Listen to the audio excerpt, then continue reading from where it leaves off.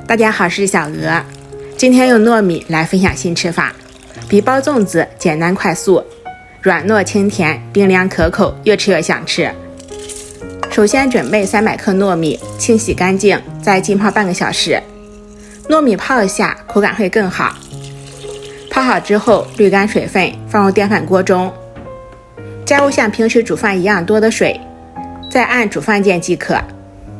煮饭的同时，再准备1小把红枣，放入清水中清洗干净，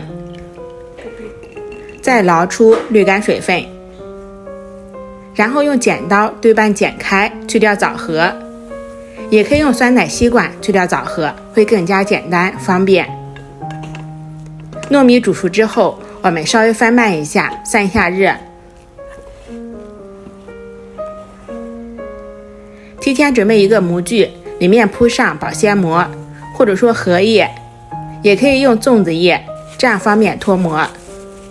放上一层煮熟的糯米，用手压结实。如果沾手，手套上可以抹上一层清水防粘。再均匀地摆上去核的红枣，上面也可以放一些水果丁，或者说红薯干、猕猴桃干，都非常的好吃。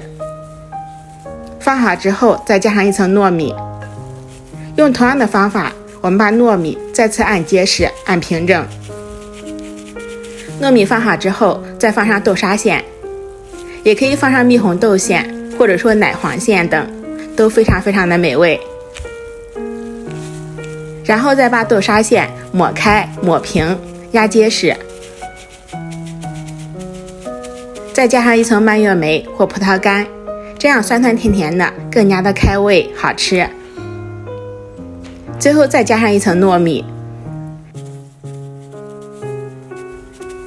再次用手摊开，摊平整，压结实。像这样，我一共做了5层。如果模具比较大的话，我们可以多做几层。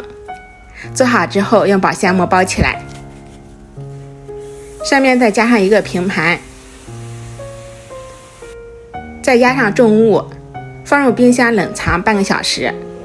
这样一是塑形，2是冷藏一下，口感会更佳。冷藏好之后，我们揭开上面的保鲜膜，再倒扣在盘子上，拿掉模具，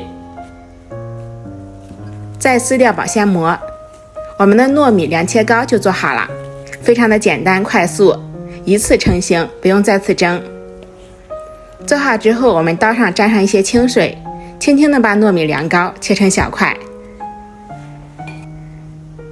像这样就可以开吃啦，一层一层的，看起来就非常的诱人。这样做的糯米凉糕不放糖不放油，一次成型，超级简单快速，吃起来软糯香甜，冰冰凉凉，有嚼劲，真的非常的美味，比包粽子更加简单快速，也特别好吃，一大盘上桌瞬间就扫光了。喜欢的话就收藏、点赞、关注、转发一下吧。